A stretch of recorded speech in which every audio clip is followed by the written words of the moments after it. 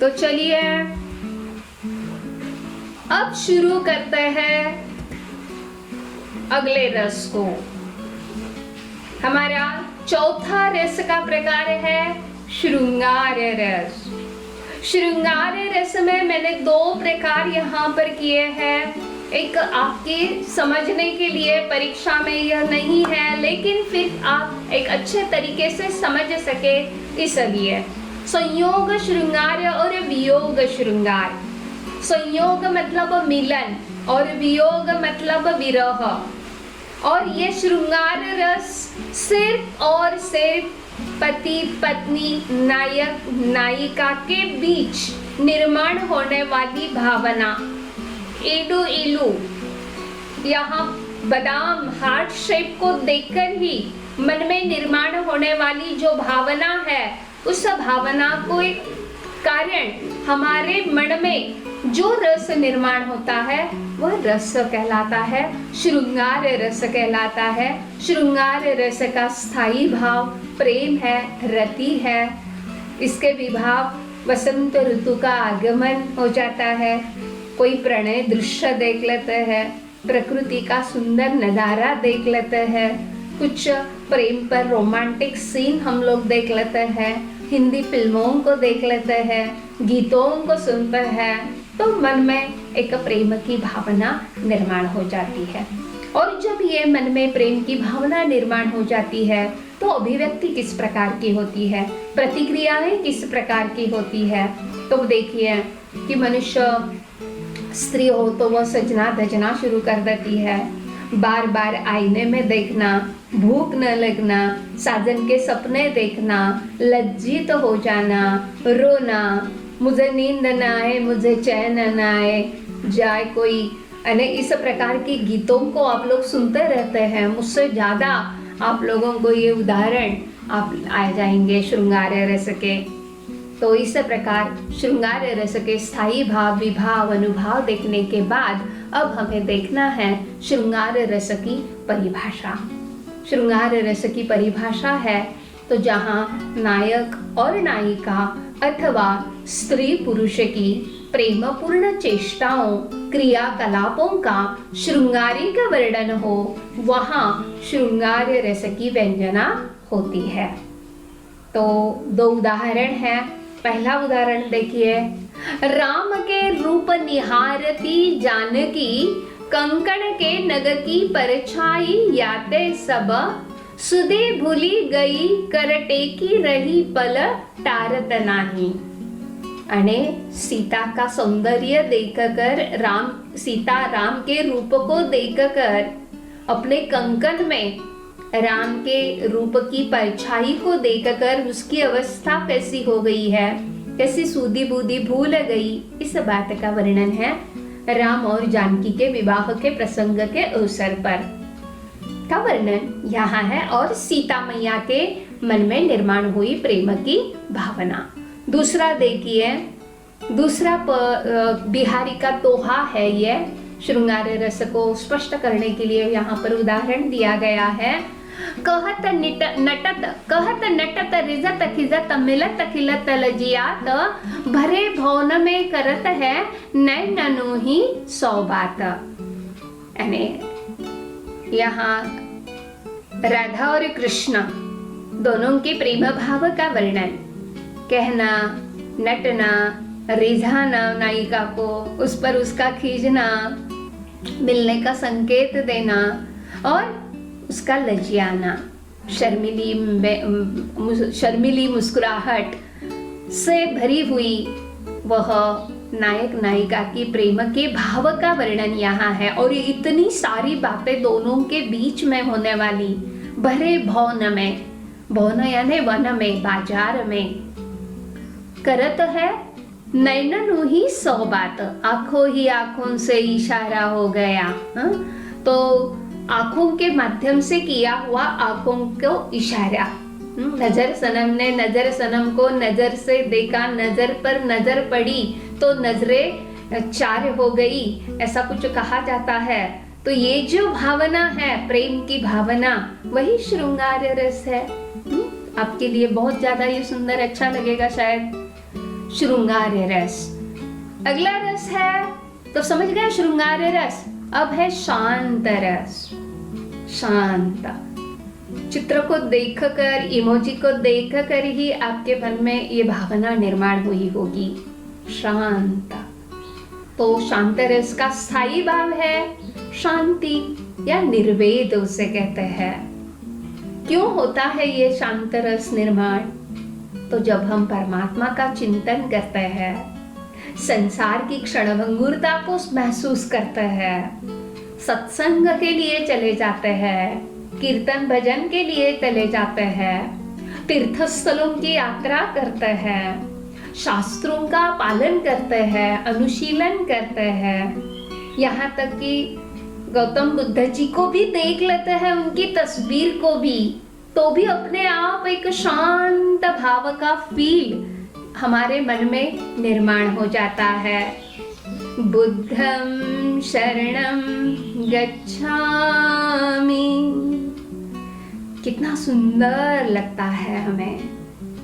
या ओम नमः शिवाय, शांत होकर जाप कीजिए, अपने आप शांत शांत हम अपने अंदर होते चले जाते हैं।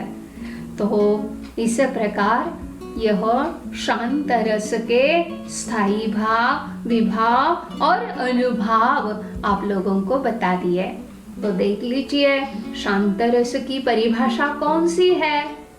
तो जहाँ भक्ति, नीति, ज्ञान, वैराग्य, धर्म, दर्शन, तत्वज्ञान अथवा सांसारिक नश्वरता संबंधी प्रसंगों का वर्णन होता है, वहाँ शांत रस उत्पन्न होता है।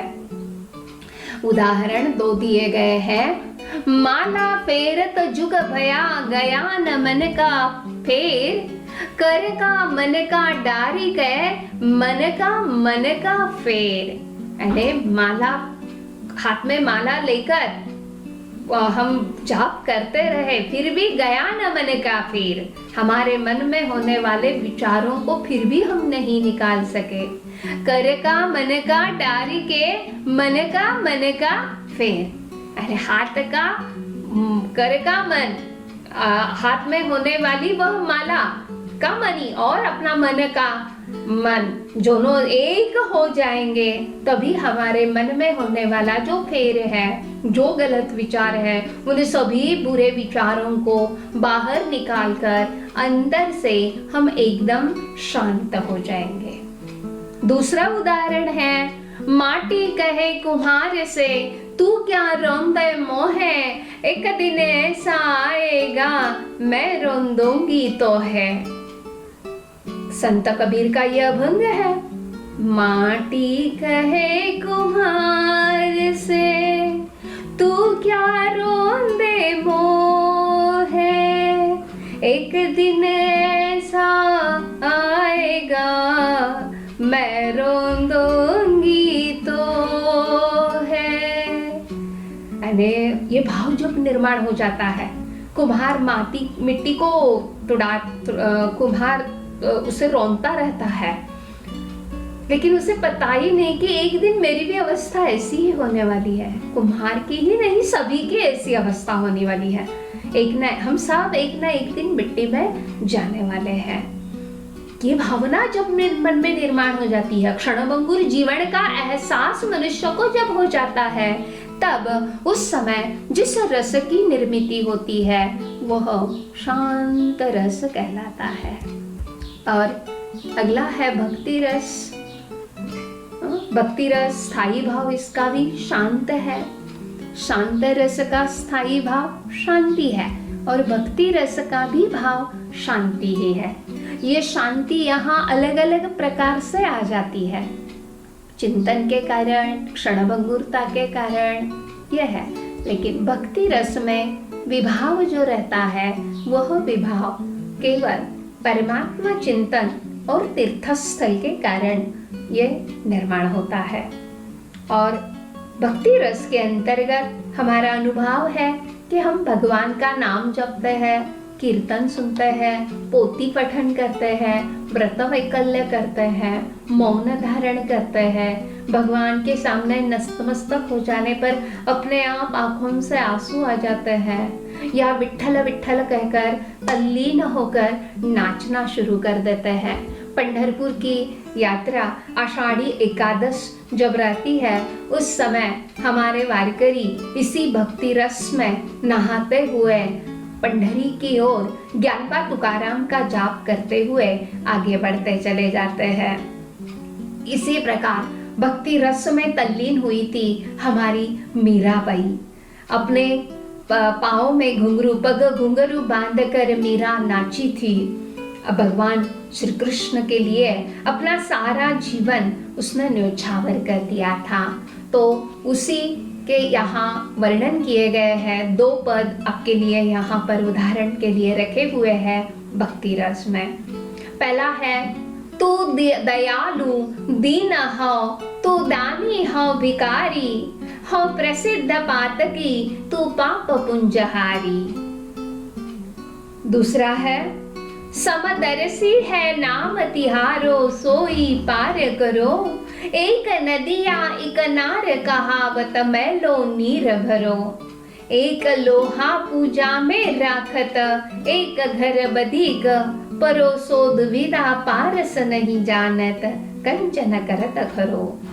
यानी यहाँ पहले उदाहरण में पर ईश्वर को कहा गया है कि तुम दयालु हो, दीन हो और दानी हो, और मेरे जैसे भिखारियों को, पातकियों को पाप नष्ट करने वाले पुंजहारी हो तुम। दूसरे में प्रभु के लिए ही यह प्रार्थना की गई है कि तुम सब पर समान दृष्टि रखने वाले हो, समदर्शी हो, और तुम कभी भी किसी में भेदभाव नहीं करते हो, चाहे वह नाले का पानी हो, और वही मैला नाले का पानी जैसे ही नदी से मिलने के बाद वह पवित्र गंगाजल कहलाता है, उसी प्रकार एक बार व्यक्ति ईश्वर की शरण में चला जाता है तो वह भी पुण्यशील बन जाता है। और उसी प्रकार एक पारस जिस प्रकार कोई भेदभाव नहीं करता, उसके सामने जो भी लोहा उसके संपर्क में आ जाता है, उस लोहे को सुवर्ण बनाने का काम वह पारस कर देता है। चाहे वह लोहा बधिक के घर का हो, खटिक के घर का हो या भक्त के घर का हो, वो दोनों में भेदभाव नहीं करता। वो सिर्फ जानता है कि वह लोहा है तो उसे सुवर्ण कर देना। उसी प्रकार ईश्वर भी अपने भक्तों में कोई भेदभाव नहीं करता है। इस प्रकार 12वीं परीक्षा में आपके लिए अभ्यास क्रम में यह 6 रस रखे हुए हैं। रौद्र रस, बीभत्स रस, अद्भुत रस, श्रृंगार रस, शांत रस, भक्ति रस, यह 12वीं परीक्षा में है। इस वीडियो के साथ 12वीं परीक्षा के दृष्टिकोण से सिर्फ आप लोगों को यहाँ पर जितने उदाहरण दिए हुए हैं उतने ही उदाहरणों की तैयारी परीक्षा के लिए करनी है। यहाँ जो उदाहरण दिए हैं वही उदाहरण परीक्षा में पूछे जाएंगे और आपको सिर्फ उसके सामने रस का नाम लिखना है। धन्यवाद।